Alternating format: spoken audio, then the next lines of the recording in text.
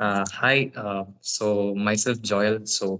I hope that we are all aware, like we are here for a discussion for the Asian One circuit regarding the comparative analysis of the type of gameplay in cricket during the earlier time and the nowadays format of cricket.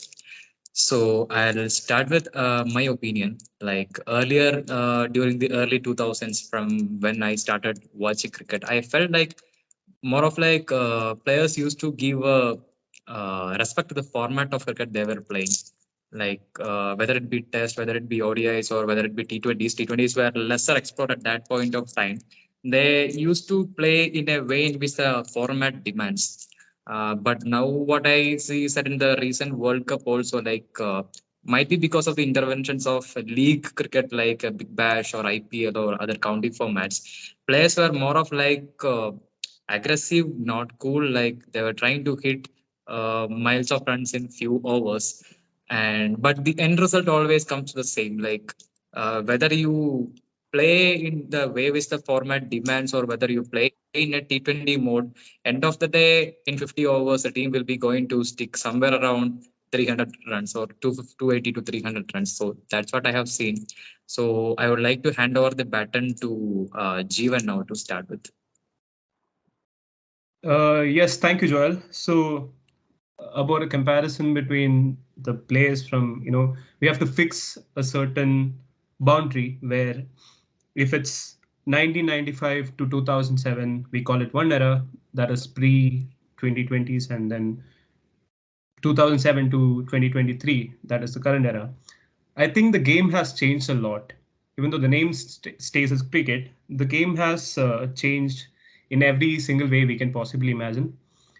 Uh, from what I've seen and what I've observed over the past few years, how the players approach the game has changed in a certain way. Like, for example, we have all these technological advancements that is happening in the cricket field. So let's say ball tracking, LBW, smart bats. So every single thing has ch- created an impact on the game. Like from what you said, that at the end of the day the games remain same, I would like to disagree with that, because if you look at the first era which I'm talking about, the average runs you need to win a match stayed around 240s because players were more cautious, and all decisions stayed around umpires. I'm talking just about the ODI cricket, and right now it's more on the 300 side because they are more fearless. And at some point, we feel like, the players back then, the entire team used to depend on two, three players performing. If they fail, the team crumples. But right now, we've seen that players become more of an individualistic side, that their game is like always complementing each other. And even if one or two fails, we can see the whole team doesn't crumble. So that's my first point. But I think the game has changed a lot in terms of rules, and I personally have this controversial point that from that era to this era, they changed the way how the audience perceives the game. So they made it more, thrilling, exciting. They shortened the grounds, the power play options, something like that. So for me, comparing different eras of cricket, even though it's the same game, I feel like the game has changed entirely from like in the last couple of years. So that's my first base point. I'm gonna ask someone to carry on. Ajes or Arjun, can you talk on a bit more on that? Yeah, I think I Sure, can take yes. this. Yeah, Arjun, okay, continue. Yes, sorry for the interruption. I hope I am audible to all. Apologies for not turning my video on because of a few network issues from my side. But yeah, this is a this is a topic that really excites every cricket fan, both in a positive and in a negative way, because a lot of what do you say, a lot of people have thrown stones at other cricket fans and maybe even cricket players based on their judgments of this very Arjun, sorry, I think your audio is a bit. same topic.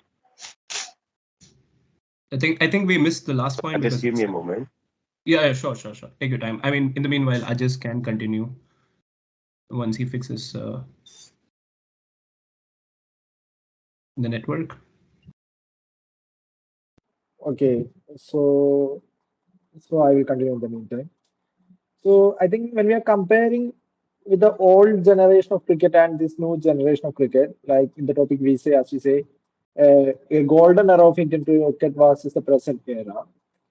When we come to the topic, as Jeevan and Joel already said, this discussion will be will there is a chance that this discussion will become idiotic if we are not considering the changes in the rules of the game and the methods of the game and how the audience and the players perceive the game.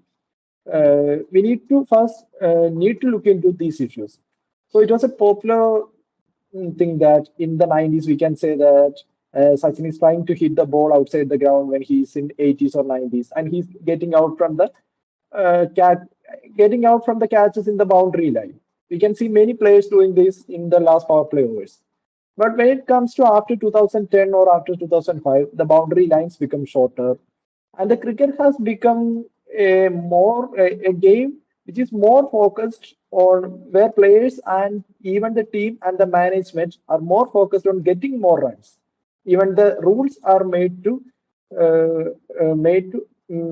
get more runs for the teams who are batting, and so the part of the bowlers have been reduced. So this is the main issue we need to look into. We need to take into consideration on this discussion.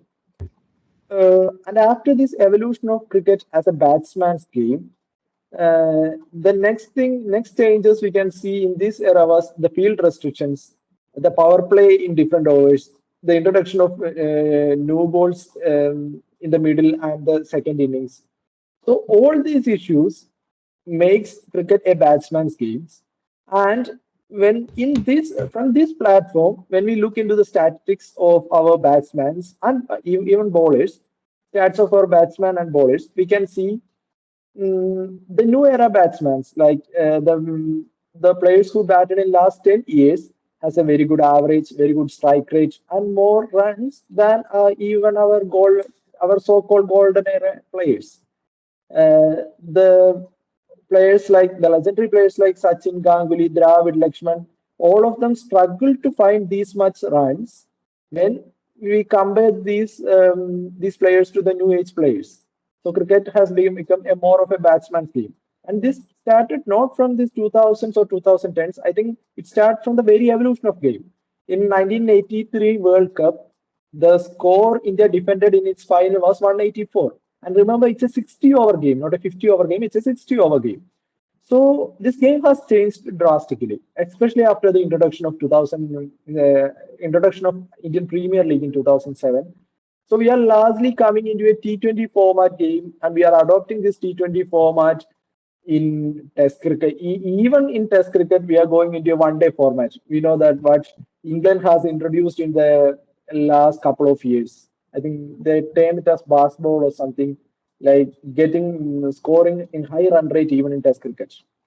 So when we consider all these issues, or when we take all these aspects into the limelight, and when we do an analysis, we can say that the generations in the players in 2000 to 2010s, or we let's say from 1990s to late 2010, they made a huge role in popularizing the game in India. They, I think, they should be more appreciated than what their scorecard looks like when we compare them to the present era of players. That's what I need to say in this first part of the discussion. Oh yeah, I agree completely. That's a very good point. Anything to add on, someone? Arjun, if your network Yes, has I would come, like to. Yeah, I hope my audio is better now. yeah, it's clear. So, yes, apologies for the network related issues. It's not in my hands, unfortunately. But yeah, what I was coming to say is that when we speak of the style of play that we see between generations, There is one big factor that we need to consider before discussing on anything related to the style of play. That is, cricket is one of the most unique sports in the world where the conditions play a lot in terms of how teams should approach a game. It's if you play, at what time of the day you play, where in Asia or where in Europe you play. In England, for example, there might be a test match going on where it's a flat wicket in the morning session, and in the afternoon session, suddenly the clouds start rumbling up and it becomes a seamer friendly track. So, the style of play, basically, even then and today, has been to respect the conditions. And I believe the players have been doing that as well as they could in each generations. Now, when we can always come up to the numbers and say that the strike rates have gone up, the average scores every innings has gone up. But as one of the or the I mean, as one of the members here said, that the advent of T20 has really changed the landscape of how batsmen approach the game. Earlier, we had only one days and tests where batsmen used to take time to settle in and then used to explode at the end. But T20 opened up a new dimension where batsmen realized that if you start putting pressure on the bowler from the get go, you actually gain an advantage where even if you lose your wicket in that process, the mentality that you set is followed by the rest of your batting lineup, and that eventually gets you to a safe score, if not a beatable score. So, even in that case, if we see the numbers of Test cricket, it's a format where still bowlers are dominating over batsmen.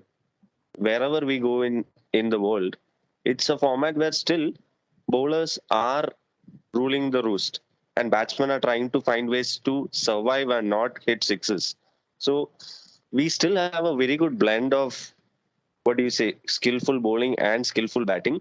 The only change that I have observed as a viewer is the confidence of the batsmen in the limited overs, where they know that it's all about the mental side of things. It's not about your technique. It's not about your front foot or back foot when it comes to international cricket. It's all about putting the pressure back on your opposition. And aggressiveness with the bat is the best weapon to put that pressure back on the opposition. And that's why, even if we inspect how the game was played in the 90s, look at who all won the World Cups during that tenure. It was Inzamam ul Haq's aggressive style of batting that won Pakistan the most of the matches, including the semi, if you remember that. And everyone remembers who all starred for Sri Lanka in their 96 win. It was Sanat Jayasurya's aggressive style of play, which even today, if you look at that, that is kind of matching with today's standards, what he did in 96. And in 1992, we have players like Lance Klusener, Adam Gilchrist, who were willing to throw away all the stereotypes of getting settling down and then making your best at the end. They were going for it from ball one. And what did that do? That instantly made the opposition go under pressure, and they were not able to react to it because no one had seen it yet. It's all about being ahead of the game, right? So whichever team has been able to do that have been able to dominate. And the great Australian team always did that. Adam Gilchrist and Mathew Hayden always insisted on quick starts, not big starts. So what has happened is the T20 format has allowed every team to start to experience that or practice that. Leagues has allowed players to go to different parts of the world and practice the hitting ability so that they can use that for their international experience wherever they go. And it has allowed every team to start attacking as soon as possible. So that is the biggest difference I have seen in terms of cricket in the 90s and maybe now. That is a fair point. As all of you said, the rules that has changed over the years, and the mentality of the team has changed over the years in cricket, and all the conditions, as Arjun said, even the whether the game is played in at a daytime or at nighttime, even will affect the game. So we were all talking about the way in which batsmen had changed. Now let us take a look at how the bowlers changed over the years in limited over cricket. As Arjun said, like Test cricket is still a bowler's game where the batsman is trying to survive. But in T20 cricket or an ODI cricket, even if the bowler takes a hat trick in 1 over, he can't be confident the next over. There's a high chance that the next batsman will come and beat him up. So, how would have this affected the bowlers? I would like to know your opinions. Yeah, Jeevan can start.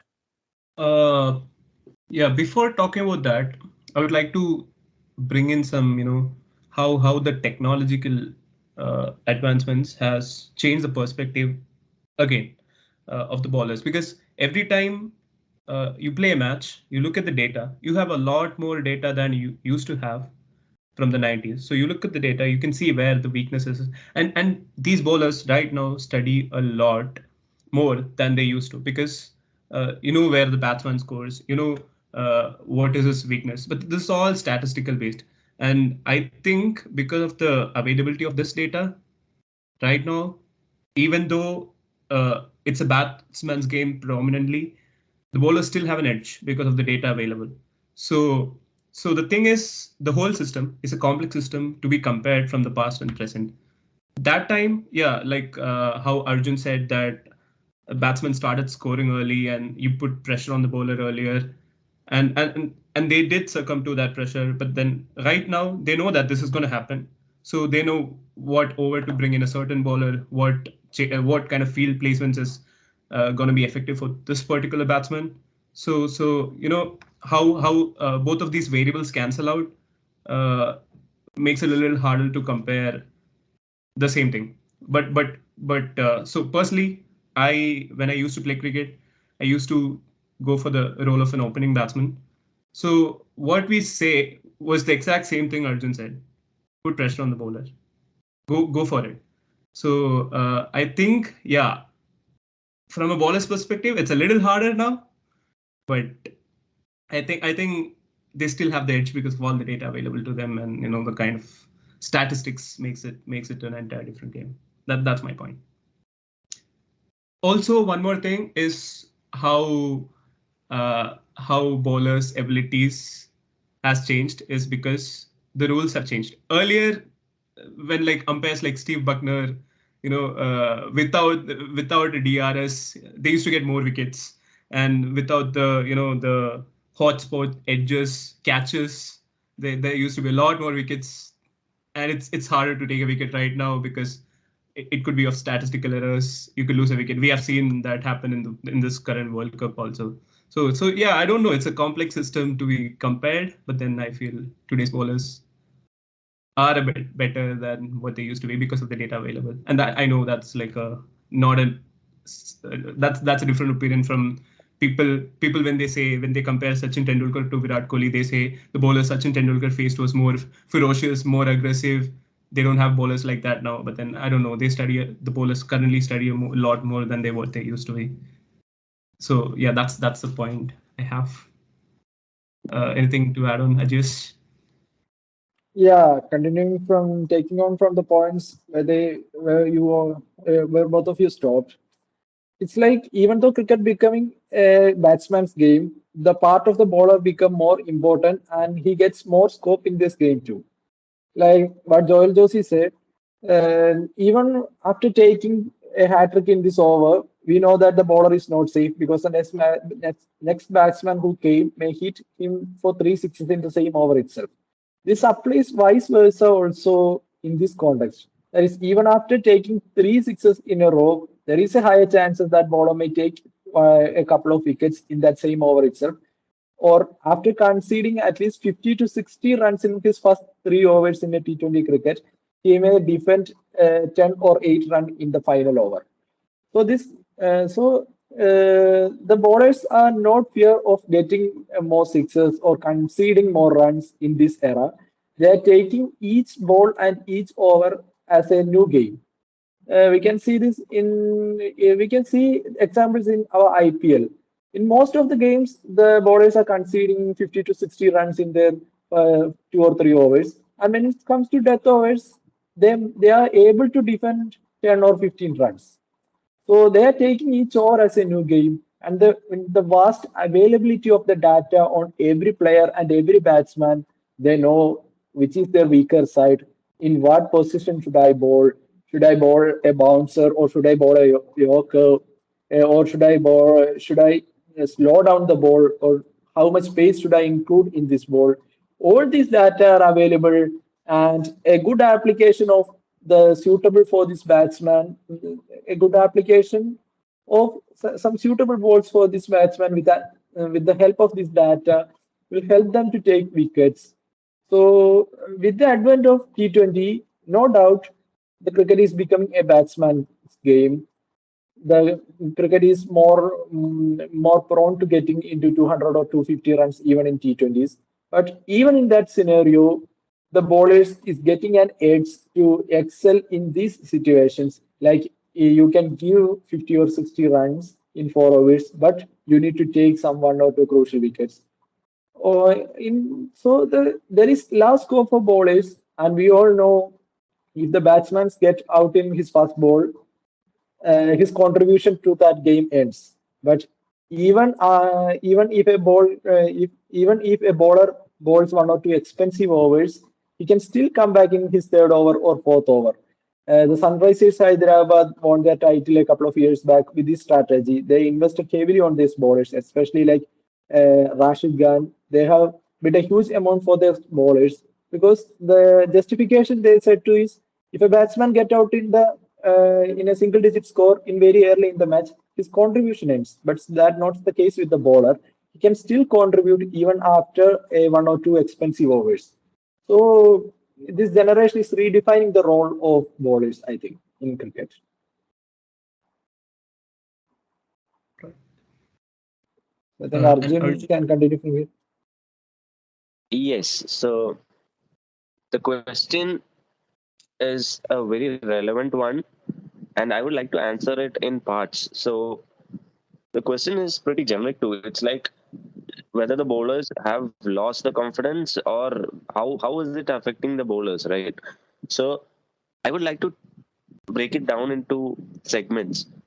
So when we speak of the bowlers, there are two things that comes to my mind. One is their skill and then their mindset.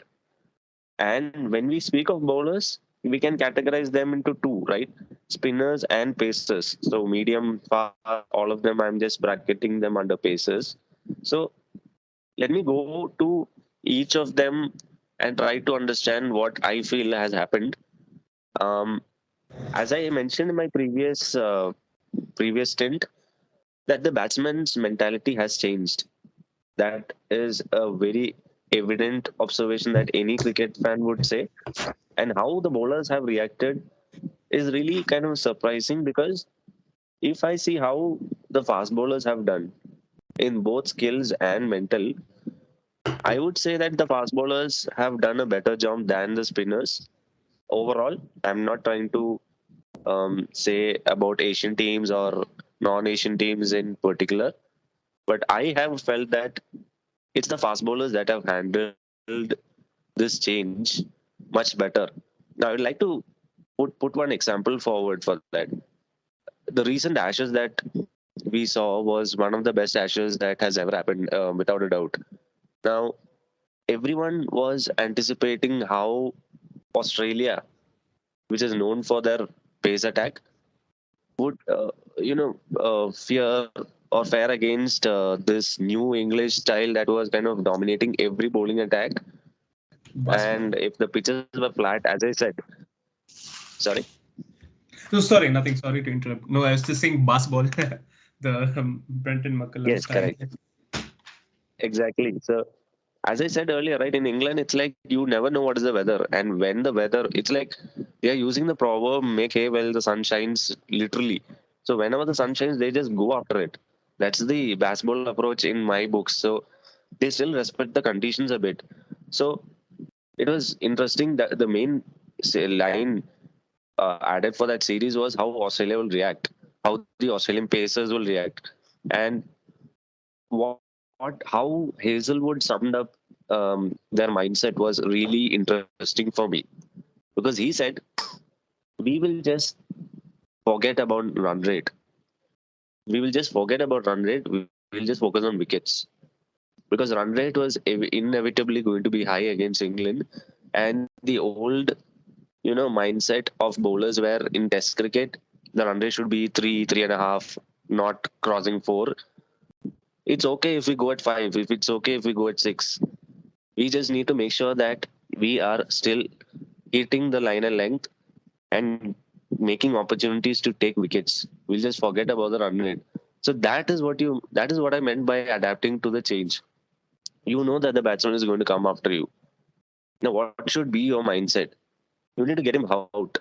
So the Pacers have adapted to that worldwide, including Indian Pacers, more than the spinners in my books. And that is the reason why, even if we compare the Sachin era to the Kohli era, I think the quality of fast bowling has stayed the same. I don't think it has reduced even a bit. Yes, the art of reverse swing and all has gone out in ODI cricket, but still, if we look at overall all the formats, especially tests, I think the fast bowling quality is still as good as it was earlier. But I really feel that the number of quality spinners going around in world cricket is alarmingly low. Even the best that we have as a spin friendly country, our best spinner Ashwin is on the verge of at the ending stages of his career. I don't know who can replace Ashwin in terms of quality in from India.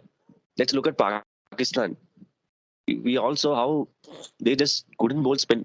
Everyone there were just taking playing the spinners so easily that you were kind of left bamboozled. Is this Pakistan or what? The same goes with most teams. The quality of a Shane Warne, the quality of a Muttaya, you don't even see a Sri Lankan spinner doing well today.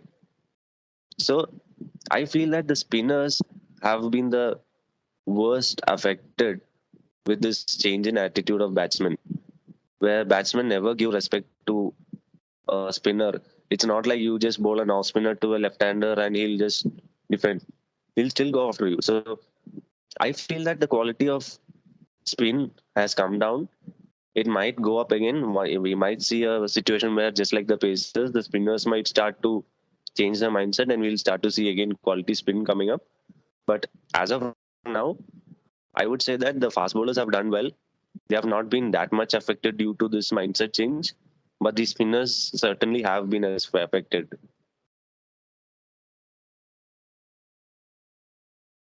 Then when it comes to spin again, it all depends on the pitch, right? If it's a flat wicket, spinning is not ideal. But then when it comes to Indian pitches, we still make utilize of ours.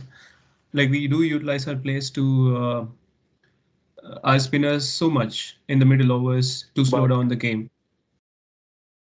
yes, Yeah, I do yeah. agree to that.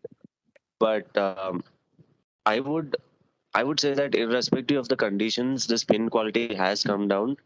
I mean, we had a World Cup in India where we thought spin would dominate, but it's been pace that has dominated. If we see it, I think more wickets have been taken by paces than spin, Yeah, even for that is India. true. So yes, the spinners, a few good spinners have been able to try up the runs, but you see Pakistan, you see Sri Lanka, these are teams that are renowned for their spinners too. None of Mhm. the spinners have been able to make any sort of impression. The only ones that have been doing well is Sampa and Kuldeep from our team. So it's been, and maybe Maharaj from South Africa. But that's it. Is that what you expect from a World Cup that was held in the subcontinent? No, not at all. So I feel that irrespective of the conditions, the quality of spin has really gone down in the recent past, and that might be due to the change in attitude of batsmen that has really left them kind of looking for answers because fast bowlers have more variations, to be honest.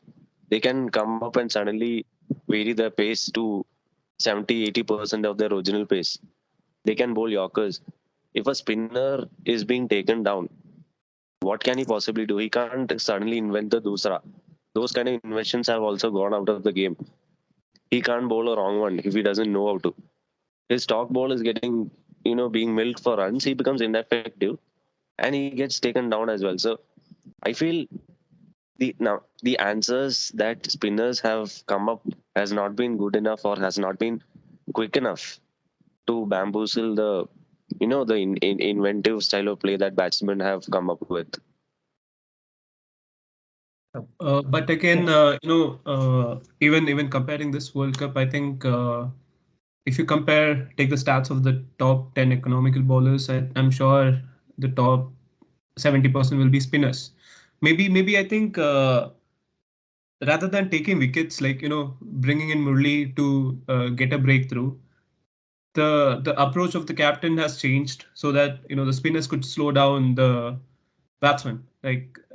Because for me personally, uh, whenever I started watching cricket, every time a spin bowler comes in, it's more about slowing the game down than because Dhoni used to do that, and I think Rohit did this exact same thing with Jadeja, Kuldeep, and even Ashwin when he played that, like trying to reduce the run rate to 3 or 4. So that has worked well enough for our pitches. And in terms of That has quality, worked well. yeah, Sorry to yeah. interrupt. Go ahead. Sorry. Yeah. No, no, no. Yeah. That was the end of the point actually. So they bowl well that, but they don't focus on wickets. Maybe that's a issue that we feel the quality of spin has gone down. For not and not them taking wickets, and the focus is more shifted onto the lowering of slowing down the game so that the batsman's average goes down or something like that. Maybe. I feel the impact of spinners has really gone down. Yes. I mean, let's just take the example of the World Cup winners. Australia, how many, uh, you know, dedicated spinners did they have in their entire squad? They just had one, and Yeah. that was Sampa. They just had one to for a World Cup in India, for which even their fans were kind of throwing stones at them after 2 games. You have gone with a team with one genuine spinner in India, and look what they did. They won the World Cup hands down.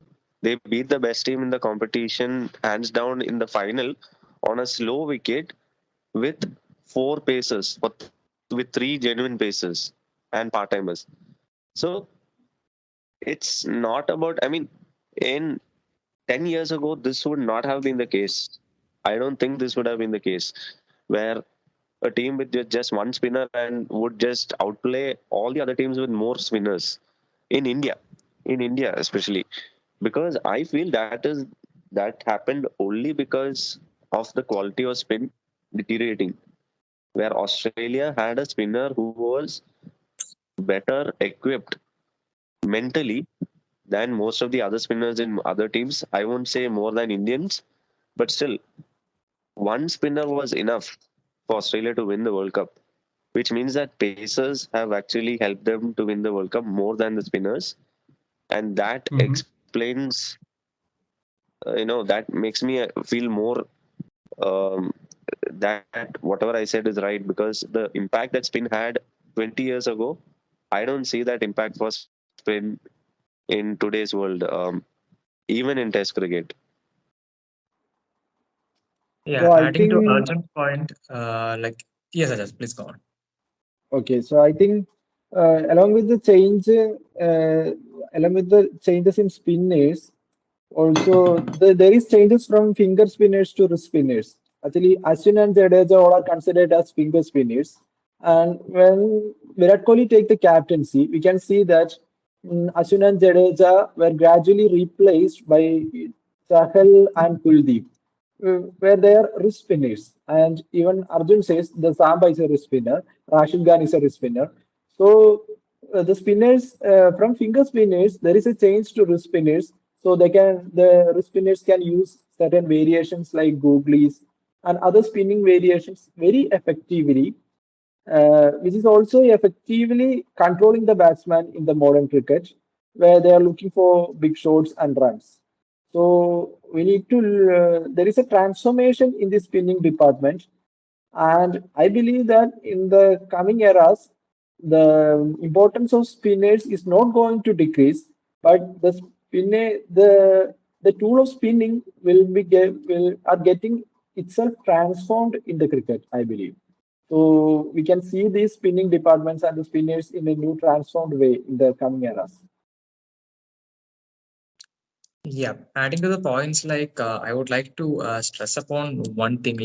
I guess as cricket is progressing, the expectations of the on the players in the field are going up. I think that can be seen in the team selection also. For example, I think it was during the '83 World Cup where India had a specialist keeper who came to bat at 11th position, as far as I remember. But now the expectation is like if you are a wicket keeper, you need to bat well. If you are a batsman, you need to field well.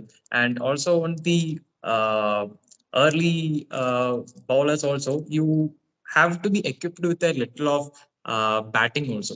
For example, in the recent World Cup, we have seen like Pat Cummins coming to bat at 8th or ninth and backing up the batsman who was playing well on the other side. The same Pat Cummins, I remember, like in the IPLs, also has hit half centuries and saved the team many times when he was with Kolkata, as far as I remember. So nowadays, I feel like the expectation on the players are going up, and the team selection is also going on a way in which we need people who can do more. For example, during the late 2000s, India had Yuvraj Singh and Raina who used to bowl well also, but they were still not considered as all rounders. They were considered as part-time spinners, where they used to come and take wickets for India and give breakthrough in many games, especially in 2011. So I think now the expectations on the players are going up. Who can put up, who can give you a great show has gone up. And how would that have impacted the team selection? That's what I want to stress upon. So I would like to know the opinions of how equipped a player, what diverse roles a player can play would impact the decisions of team selection. Yeah, Jeevan can go on. I'll get back to you. I'm sorry, I got a small call. 1 second. Sorry. Okay. Yes, and meanwhile, I just can take it up. Okay, so if you ask me, what is the one factor India lacks in this World Cup? I think the absence of all-rounders. We didn't have as much all-rounders we need, and by all-rounders, I did not mean the all-rounder, the players we put in the 6th or 7th number in the batting lineup, like specialized all-rounders. We need players who can bowl as part-time bowlers, who can bowl in quality, and we need batsmen. We need players who can bat as a bowler. So these things India lack in this World Cup. So this is a time of specialists where the training academies and the training camps of cricket made specialized players who knows to bat. And when a player who knows to bat, he only knows to bat and he didn't bowl. And when he knows to bowl, he only bowls and he didn't bat. So in this time, I think there is a need for all rounders. So the X factor in our 2011 World Cup was Yuvraj Singh. And think if India had a player like Yuvraj Singh in 2023 World Cup, where he can give a breakthrough by getting out Travis Head or Wade in that overs. It may give us such an advantage in this game, like Maxwell did it to Australia by getting out Rohit Sharma. So this era requires all-rounders more than the specialist batsmen and bowlers. And I think as a management and as a team, India fails to find out new quality all-rounders. But what Australia did was they have some quality players who are specialist bowlers but still can bat, and they have a batting strength up to their up to down of their batting order, like in 10th or 11th position, the players can still bat. And if this was the case with India, and India were able to add 10 or 20 runs in the final overs, the game would have been much tougher. So this era of cricket demands more all-rounders and more bowlers who can bat and more batsmen who can bowl too. I'd like to agree completely with Ajes. Like Hardik Pandya going out of the game with an injury was really a blow to us. And yeah, at some point in the game, if I remember correctly, especially during IPL and all, there was a phase shift where the team focused more on having batsmen who can bat down deep. Like, even the 10th player, some Chennai, which year was it? I forgot. But then, there was a phase when there was Shardul Thakur or even Deepak Chahar can bat. So they made sure that they can go deep. So instead of focusing on bowlers who can not bat at all, who might be the best bowler in the country, but then you would it would be a little better to have a couple of all-rounders. But then for me, Jadeja is doing absolutely well in that role right now. If Hardik Pandya was in our team for this World Cup, I definitely feel like we would have won it. But then what to do? Happens. And Pat Cummins, yeah, you got to appreciate the game with Afghanistan, how he played, because he knew what to do. He played his role beautifully, like how he complemented Maxwell's performance. But then the guy can bat, the guy can hit. We have seen he had done that multiple times with the Australian team and even KKR. So I think yeah, it's all at the end of the day, people know their role, what to do, and they did perfectly. And I don't want to criticize anyone, but then Surya Kumar Yadav's performance was not up to the mark, but then hasn't proved in ODI. So in the lower middle order, we always had the problem, uh, especially when we compare this World Cup. But yeah, something else to add, Arjun? Yes. I think So uh, again, I would like to answer this in segments. So the question was actually whether the selection of a 11 is purely based on how many batsmen can bowl and how many bowlers can bat, right? I think from a pure observation point of view, it depends on the format.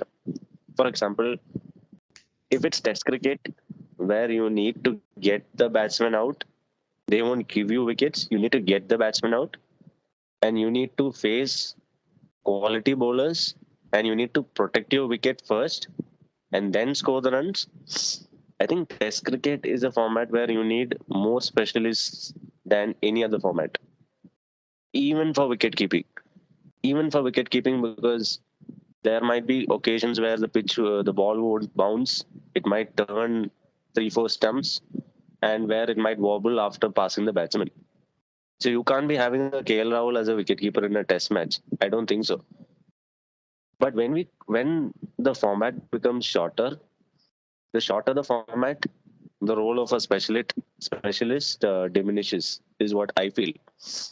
In ODIs, you can have specialists, but you need to still have a mix of people who can do both jobs. In T20s, I think there is no role for a specialist almost. You need to be able to contribute in multiple ways, more than one, because the game is so short that you whatever little impact you do might actually change the result of the game.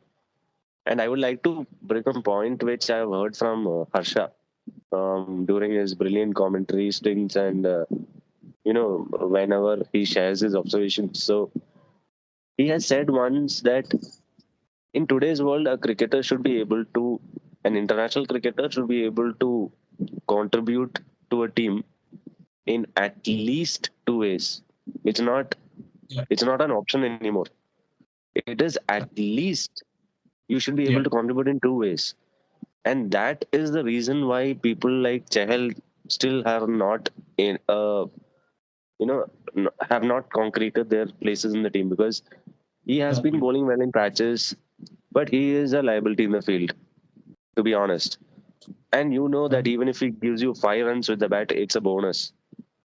And Yeah. thus, people won't consider him for big games, because you know that he's just going to give you something with the ball and nothing else on the field and with the bat. And if he fails with the ball, he is an absolute liability. You are going with a team with 10 people, Exactly. right? So it's like, this is a conundrum that I think Indian team has faced this the most out of any other team, because every test we play, every series we play, the discussion is like, do we need to play Ashwin because he gives us an additional batsman, or do we play an extra fast bowler knowing that he doesn't bat well? This has been a discussion that has been happening for years and years, since the time I started watching cricket. But Yeah. the thing eventually is, now I'd like to come to a point which all the other people mentioned here, like just touching back on the previous World Cup, thinking if Hardik wasn't injured or if a player like Yuvraj was there, we would have definitely won. I would say that whoever was playing, even if God was coming and playing, we would have lost that final, because we lost that final even before it was played. This is my observations. It might feel controversial, but this is something I've picked up from all the conversations going on around, and even what Rahul Dravid said, I think today or yesterday. I think someone from the team management decided that this should be the pitch going for the final, a used pitch, which is going to be slow. And I think the reason why they did that was that they thought, whoever decided this, they thought that Australia, if they won the toss, would choose a safer option to bat first. Like they always say, bat first on a big game, put runs on the board, scoreboard pressure. Everyone says that. Yeah. Indian team Exactly. management thought that Pat Cummins would decide to bat first after winning the toss. But that is where franchise cricket comes into play. Every Australian knows India like their own backyard. Probably, I think many Australians would know Indian conditions more than their own Australian conditions. You would have heard Ashwin's, Yeah. comments Yeah. after the final, where George Bailey just said it was black. I mean, I think it was clay soil, which was black and not red soil. Yeah. And they knew that black soil tends to play well under lights. And Ahmedabad had also always shown that it's better chasing. And on Exactly. top of that, you have made the pitch even slower, which makes batting first even more difficult. Which means it's like win the toss, chase, and you win the game. But India thought, I'm not saying India, whoever that was, they thought that Pat Cummins would opt for the safer option, and Rohit just, he just made his face up there saying that he would have liked to bat first. That was not true, to be honest.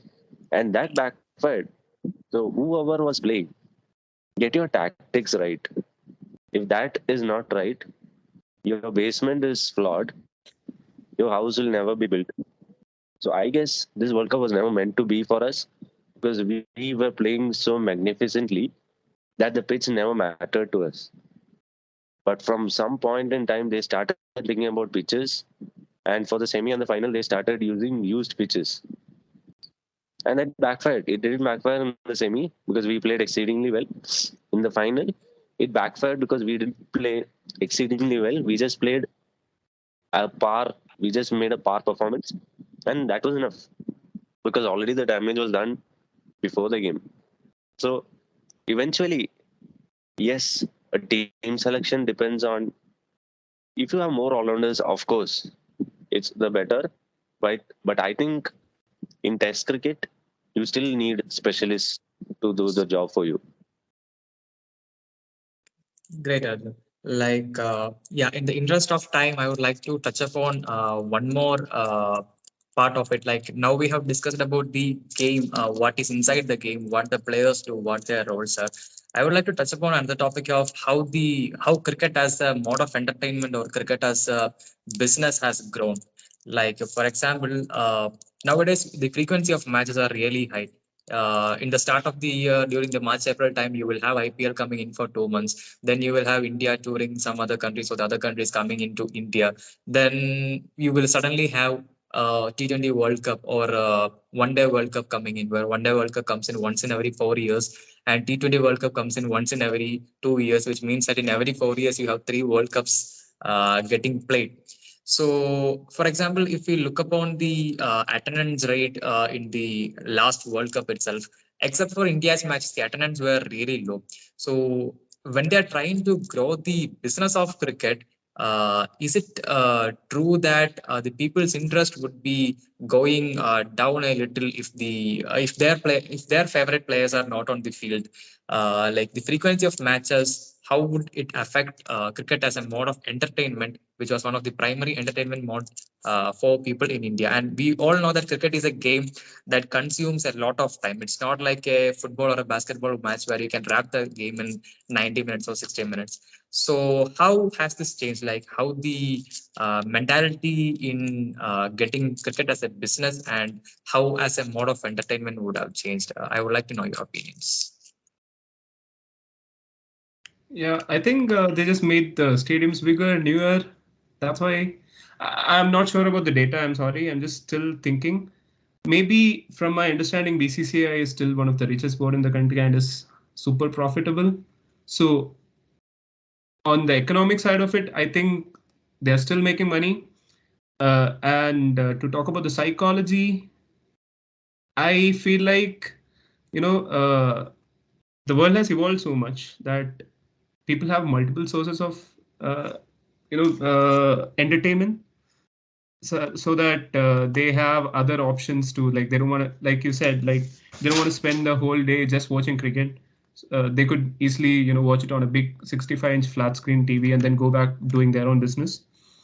Maybe that is the reason why people are not showing up on the field actually. And if you've watched a match on the field, unless it's a big match, big name match, you know that at some point it's gonna get boring, it's gonna get lagging, and it's much easier to watch the match on the TV if it's a normal match happening.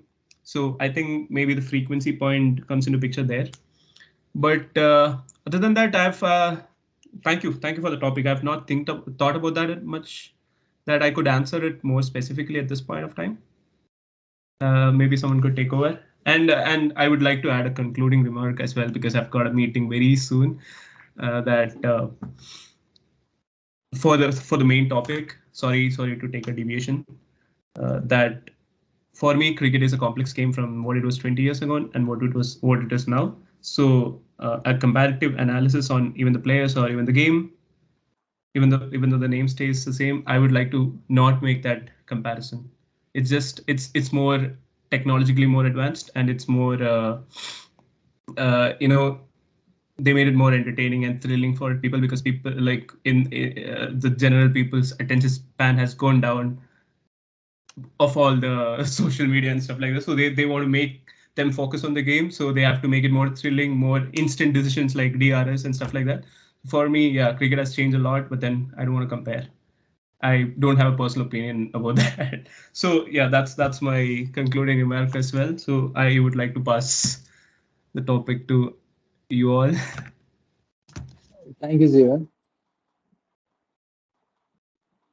So, uh, cricket is becoming more and more commercialized game, or a game for market in all these years. And this is not something that started in yesterday or just day before yesterday. It started even from 1970s and 80s. We all know that Kerry Packer, the Australian media tycoon, who commercialized our game with the coming of television screens. So even from 1980s, there are significant commercialization of a game. And there is a higher scope for cricket, which is not available for football or other games, because we have break after every overs. So this gives us a chance to include advertisements after every overs. In football, we can give advertisements only in a half time. So there is a less chance for direct commercialization. In cricket, that is not the scene. You can show ad after every 6 overs. You can show an ad after every wicket. These are the scenarios in cricket. So when the cricket become a game for market, not for cricket's sake, but for the market's sake and for profit, this makes the game less interesting, I believe. Like even the Lodha committee recommendations, which was given, the committee was constituted by Supreme Court, and the report was against BCCI. The Lodha committee recommended that for the enjoyment of the game, the advertisements given after every over was a disturbance. So all these recommendations were never implemented, but we need to look into the fact that the cricket is becoming a more commercialized, more market-oriented game, and this makes cricket less interesting, or it's hard to focus on the game when we are getting ads after every overs, when we are getting ads after every wickets. So these are the issues we need to look in the coming time. So how could we make cricket a more interesting game? And also, as a concluding note, we see when we come into the last 10 or 15 years, I think last 10 or 15 years is the time when four of us watch more cricket in TV. In these last 10 to 15 years, cricket changes a lot. The rules has its changes. There is the DRS comes into the limelight, and there are many changes. So when we take all these changes, we may I think we do not need to resist these changes. Changes are part of the game, and cricket itself transformed from 5-day test cricket to 60-over cricket, and then 50-over cricket, and now T20 cricket is ruling the cricket regime. So there will be changes in the coming eras too, and cricket desperately needs so many changes to sustain the modern world. And I think cricket will transform and will change for the good for cricket, and for the one who follows it, and for the one who plays it.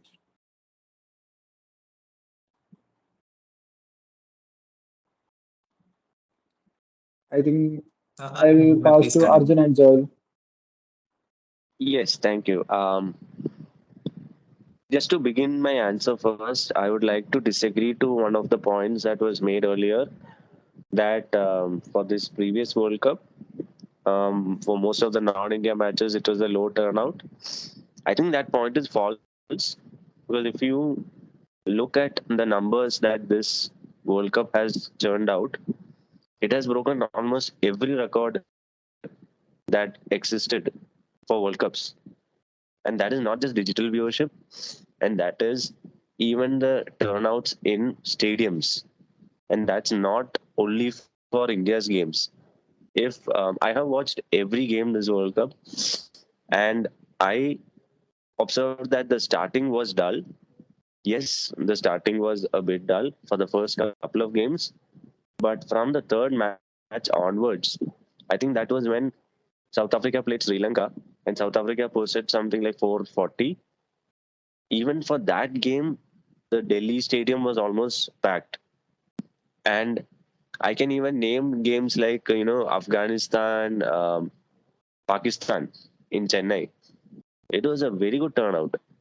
Most of the games in Delhi, Mumbai, and Chennai, Bangalore, these major cricket centers, most of them had a turnout that was at least 80 to 90% of their capacity for non-India games. I'm saying we had South Africa versus England in Mumbai, which is almost I think that was almost a sellout. It looked like a sellout.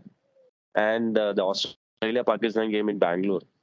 All these games had very, very good turnouts, and the atmosphere was actually superb for most of the games, including the Australia-Afghanistan game in Mumbai when Maxwell was going crazy.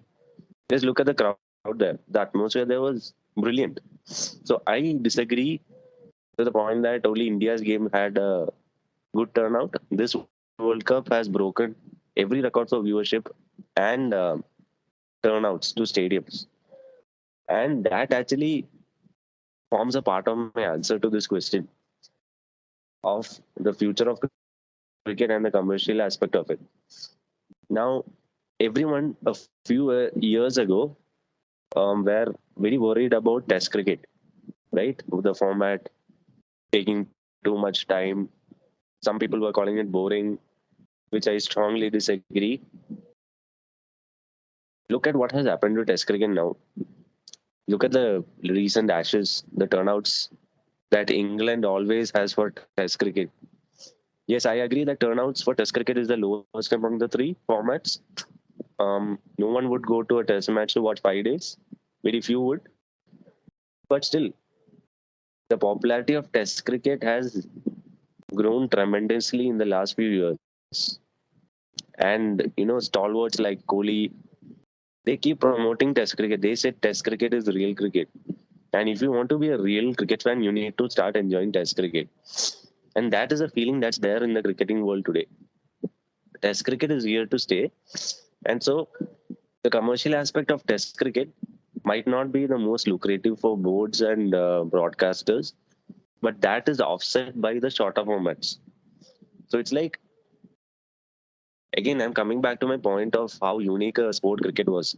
I doubt if there is any sport in the world like cricket where you have so many variables in it and you have three different formats, which are literally three different sports. It's like three different sports named under the label cricket. So you have Test cricket that is actually interesting, which is actually grinding. It is a representation of life, as I would call it. In 5 days, you have to go through every emotion, and the best team will only win. There is no shortcut for a Test match, but it might not be the most revenue earning. For that, you have T20. T20s, IPL has only, the viewership in IPL, the fanfare of IPL has only grown every year. And you have now leagues everywhere. T20 is attracting teams from all over the world. We are going to get a T20 World Cup where 20 teams are going to play. So I think T20 cricket will continue to grow, and T20 cricket will continue to be the richie rich of cricket. It will be the biggest revenue earner for cricket. So T20s are here to stay. Now, once these two formats complement each other in terms of intensity and revenue, everyone was starting to doubt ODI cricket. A few months ago, people were saying this was the last ODI World Cup. But look at what this ODI World Cup has produced. It's broken all the records. And the last World Cup had broken most of the records that previous World Cups had. If anyone remembers, that had the best ever final. So, and when we speak about popularity, yes, India is the number one in terms of popularity for cricket. And I really thought that after this heartbreaking final, that many would stop watching cricket just due to the pain. But look at the fanfare that this T20 series has got. It's a normal T20 series which has absolutely no relevance, but still, most of the grounds are jam packed and the viewership is like 2-3 crores in Geo Cinema. So, viewership is going to be there. The commercial aspect is going to be there. I noticed some very good points mentioned, like the number of occasions that ads can be shown. Yes, it's a positive and a negative, but the revenue is also a big factor in cricket, right? So the fact that you can be able to put in more ads adds more involvement into the game in terms of revenue. So that is also an important aspect. So I would like to say that cricket is going in a good space right now. I don't think there is a big challenge to worry about. And I don't think there is a need for any drastic changes as of now. So, yeah, that is how I would like to conclude my points for this question. Thank you, Arjun. So if Ajes or Jeevan is having some point to add on, you can use this question. Not really. I think we have discussed a wide range of aspects, around each and around everything from detail to the core. So Yeah, we it's have discussed extensively, and it's more than yeah, one it's hour, I pretty think. fun. It was pretty fun. Yeah, Yeah, I would we like can to let you conclude know if that everyone we really completes. discussed extensively that it's almost 1 hour and 5 minutes now since we Wow. started the and I think the comparative analysis, like it will be a little difficult thing, except for the fact we all agreed that cricket is an evolving game with many variables added into it. So yeah, I hope we all had a good time. So great day. Thank you. All right. Thank you, guys. Thank you, Arjun. Thank you, guys. Amazing points. Yeah. Thank you all. Thank you Okay. Thank all. you all. Had a great discussion. Okay. All right.